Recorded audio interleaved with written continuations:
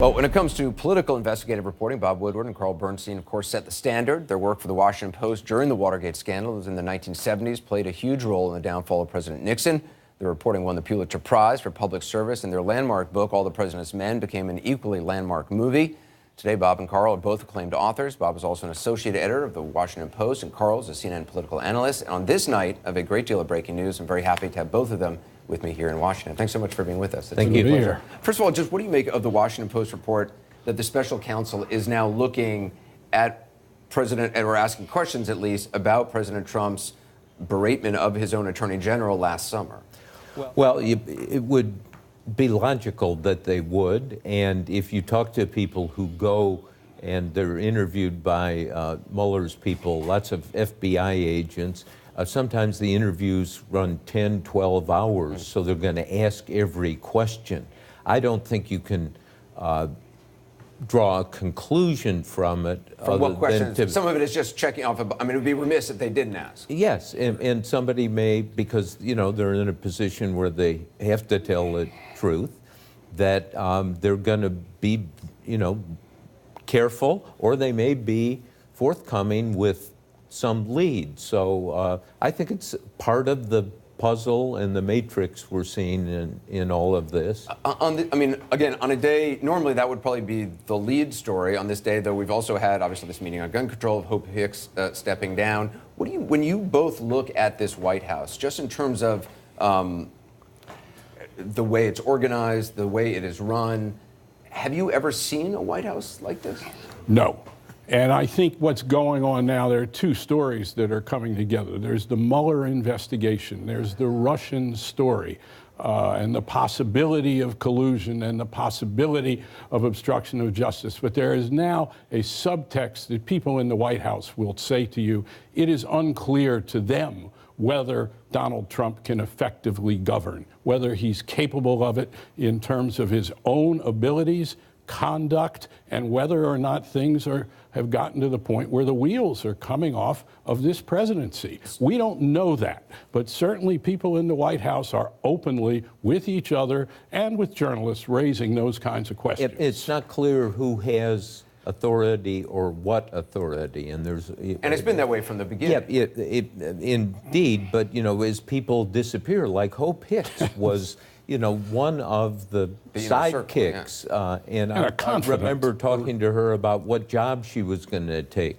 after the election, and she said, I just don't want to be involved in the hand-to-hand combat of the daily coverage, and she did step back from that, and now off she goes. So lots of people are going or have gone or may go. I've just been rereading the final days of an amazing book you guys wrote about the last year of the Nixon administration. Obviously, we've been very careful about comparisons to Watergate, obviously, as both of you have. But just in terms of, did President Nixon have anybody who was as close to him as Hope Hicks, as Jared Kushner, as Ivanka Trump? I mean, in that sort of inner circle.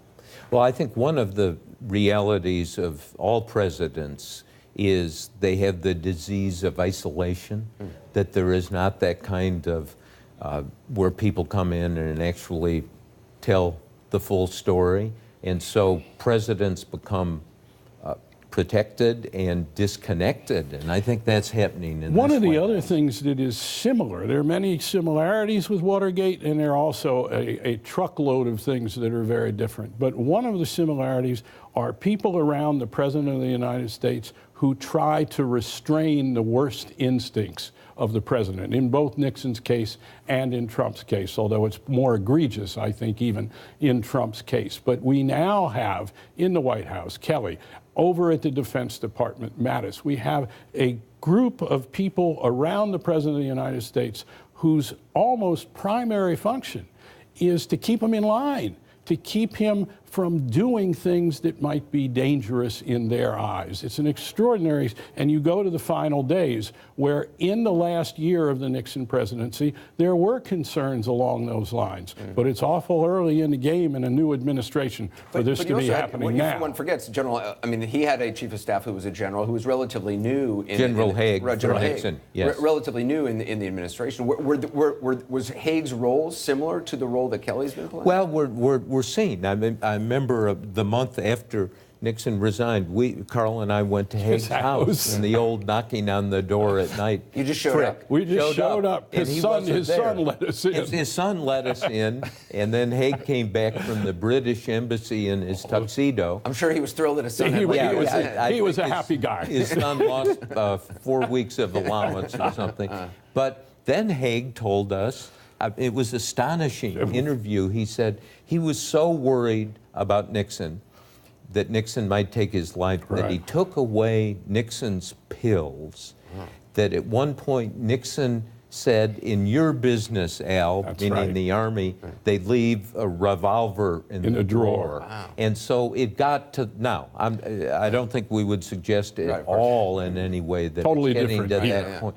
But the emotional distress and toll that a president under investigation, where there are continuous stories, I think by and large the stories are really well done, but how do you think Trump looks at this?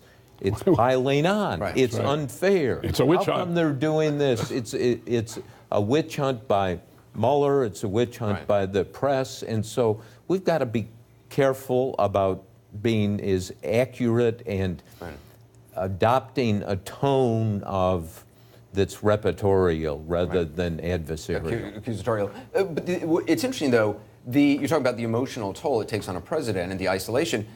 In some ways, and let me ask, comparing the stress that Nixon was under and the complexity of the Watergate investigation with this investigation, which actually potentially involves his children, his closest friends, his finances, his past business dealings, is this almost more complex for this president?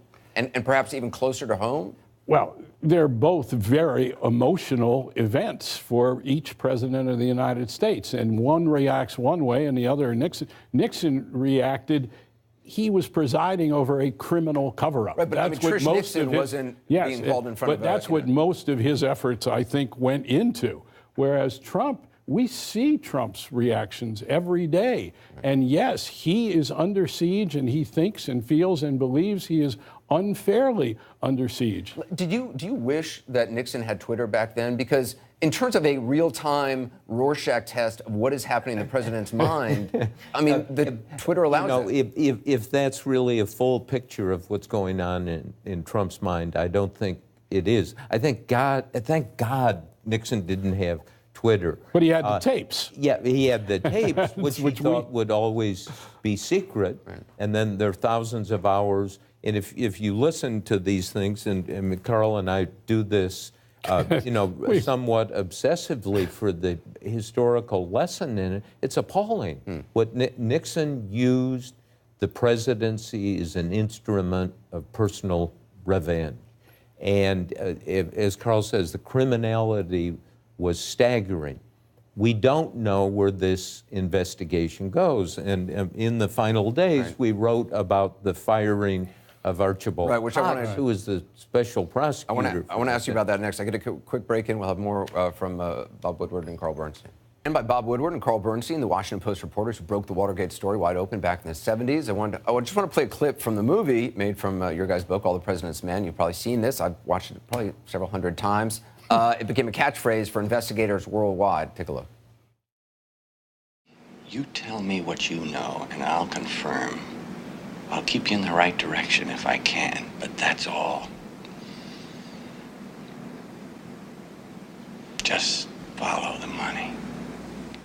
Hal Holbrook, I think, playing the character. This is Deep Throat, who was Mark Felt, number 2. Right, from the FBI. I mean, this is kind of a dumb question, but do you miss the days when you were talking to sources in dark garages? Or maybe you still do, He still does. Do you guys still do that? We both do.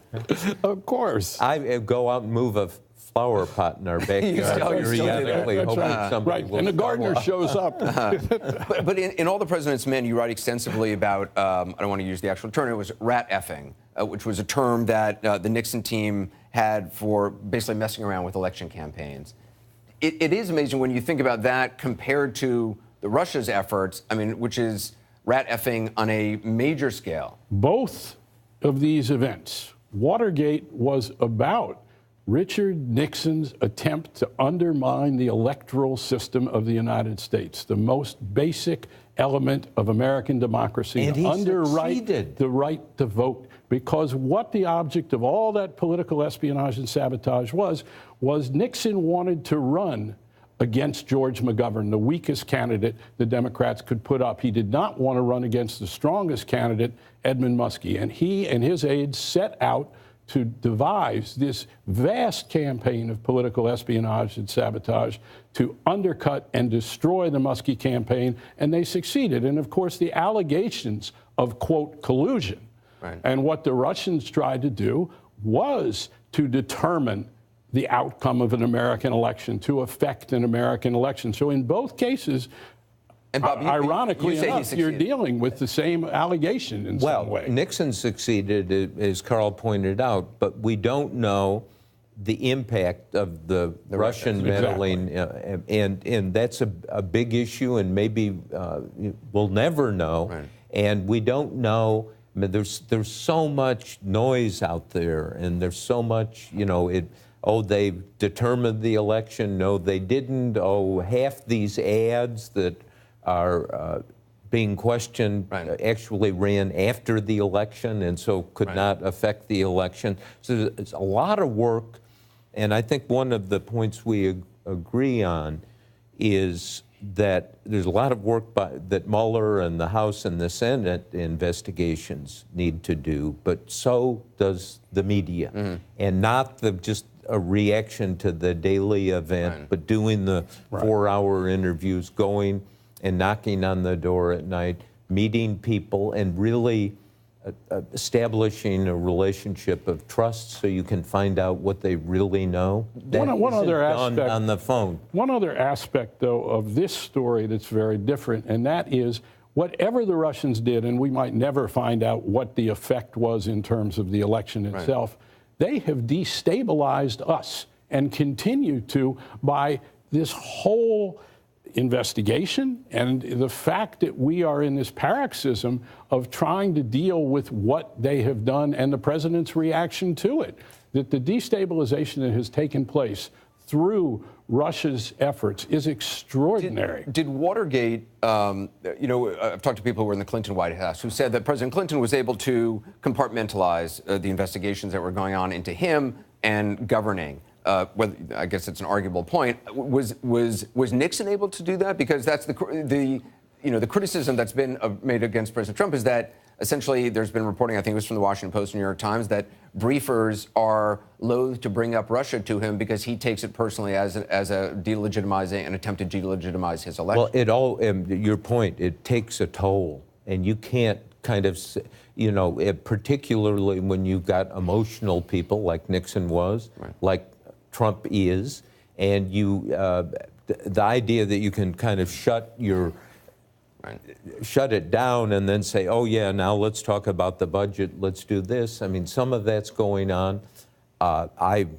You really wonder, and it's something that everyone needs to think about. What is the governing impact? Are we being governed? I mean, all this discussion, we'll do this legislation, we can't do that, we can't, I mean, maybe they're going to do none. Right. Well, I would also want to put up a headline, one of your headlines from July 1973, Nixon sees witch hunt insiders say, which is just, I mean, it's the exact term. How did you find that? We're hardworking producers. Thank you. But I mean, well, it's clearly that pushback was not effective for Nixon, but he also tried to make the conduct of the press the issue in Watergate at the beginning, but not to the extent. In fact, I also want to play a clip of Nixon talking to his press secretary, Ron Ziegler, on the phone. This is from December of '72. Let's just quickly play that. It's about the press. I want it clearly understood that from now on, ever, no reporter from the Washington Post is ever to be in the White House. Is that clear? Absolutely. Unless it's a press conference. Yes, sir. In the briefings here, but on a briefing. But never in the White House. No church service. Nothing that Mrs. Nixon does. You tell Connie, don't tell Mrs. Nixon because she'll approve it. No reporter from the Washington Post is ever to be in the White House again, and no photographer either. Mm-hmm. No photographer. Is that clear? Yes, sir. None ever to be in. Now that is a total order, and if necessary, I'll fire you. You understand? I do understand. Okay. It's about the wedding. Yes, but it's also about a mindset. Right. And that is, this shows again that Nixon didn't understand the press. The answers to Watergate questions weren't in the White House. You're not going to walk in and talk to those people. You have to go see them at night, and you have to develop a method and a technique of just saying, you know, we're not going to stop. And we had editors and owners at the Post who said, don't stop. But so much of the language, though, used by that Weiss, Ron Ziegler in October of '72 said of your reporting, quote, "I personally feel that this is shabby journalism by the Washington Post, based totally on hearsay and innuendo, a blatant effort at character assassination." We hear this now time and time again about unnamed sources from this administration attacking. Well, Richard Nixon always had an adversarial relationship with the press, going back to when he was a congressman, going back to when he was senator and vice president. What you have with Trump, though, Trump's career was built on manipulating the press, on having a great relationship with the New York Post and the New York Daily News. And even to the point where we know that Donald Trump, impersonating someone who called himself John Barron, would call in gossip stories about the beautiful blondes that he was going out with to Studio 54. He has been accustomed to having a fawning press. And now he has come to Washington. He has gotten caught up in his own conduct, which is there for all to see. Question of whether it's criminal or not, we'll find out. But the question about his stability, that Republicans in Congress have asked, it's all out there, and he cannot believe that the press, which he once so controlled, will go with these stories. And he just goes and says they're the enemy of the people because he can't do anything about it. But he takes them seriously, and he believes lots of those stories that are critical because they're coming from people who work with him. We got to take another quick break. More with Bob Woodward and Carl Bernstein. The Trump presidency is a surprise to some people, not to President Nixon. He and his wife saw it coming decades ago. President Trump has the letter to prove it. More from both men next. Back now with Bob Woodward and Carl Bernstein. You wrote in a piece in the Washington Post a couple of weeks ago about the conflict, the growing conflict between President Trump and the Department of Justice. You said, your article began with, "We're here again." And it's interesting because President Nixon thought that his Attorney General, Elliot Richardson, who was sort of from the Eastern WASPy establishment, which Nixon didn't necessarily like, but he needed Richardson. But he sort of thought Richardson was going to be an ally of his. We tried to make him one, and he also, and this is an interesting contrast, that Nixon wanted to bring Richardson in, kind of Mr. Straight Arrow, because he could redeem the Justice Department as Attorney General. And of course, that was all part of trying to suck Richardson into the cover-up, which he wouldn't. But Nixon, when he brought Richardson to Camp David, if my memory serves me correct, he had this talk with Richardson in which he said, A, don't take the job unless you think I'm innocent, but you have to protect the presidency from the president. So on the one hand, he gave Richardson hope that this investigation would be legit and independent, and at the same time, he was sort of asking for a loyalty test, it seemed. Yes, but it really was part of the cover-up. Yes. It was to bring Richardson in, and we know from the tapes and the things during this period, it was all a front. From the beginning. Well, yes, from now, the beginning of Nixon's presidency, and this is the point that we've written about this. There were all kinds of wiretaps on reporters, break-ins that the ordered by Nixon. Ordered by Nixon, and this kind of whole idea of, I won, Democrats, you get the IRS, the FBI, the CIA. It was an assault on democracy in a fundamental way. It's and on the I mean, it's hard legal to imagine, even in this day, the criminality that was involved. It is, but what's so interesting to watch the Trump situation is another president assert that he has these extraordinary powers and has an authoritarian bent, certainly in his words, that are suggestive of being willing to do all kinds of things. He might pull back from an illegal act, but the words are really dangerous in terms of what he advocates and what he does have and what that he believes. authority. I mean, presidents Yes, he can fire all these people. He can, Mueller, Sessions in a minute. And you see this buildup of hostility toward his own Justice Department, his own Attorney General. At some point, that's going to stop. That's going to go Do you think off. that's because, I mean, Sessions was one of his earliest supporters out on the campaign trail, that he believed Sessions would be more of an ally, and just as Nixon hoped Richardson would? In part, but he has said aloud, and he says through the White House, walking the halls and complaining to people about Sessions, that Sessions will not do his bidding. And Sessions appointed Rosenstein, and who appointed Mueller simply because the president fired Comey, and now it's an explosive situation. And at the same time, I mean, part of the remedy, if we can talk about remedy, is some transparency. I mean, let's kind of come clean and answer some questions about that. Yeah, probably it won't happen, but I think we have to be there asking those questions. We could talk for hours. It's just really fascinating. Thank you so much for being with us tonight. Good to be here. Really appreciate it. It's such an honor.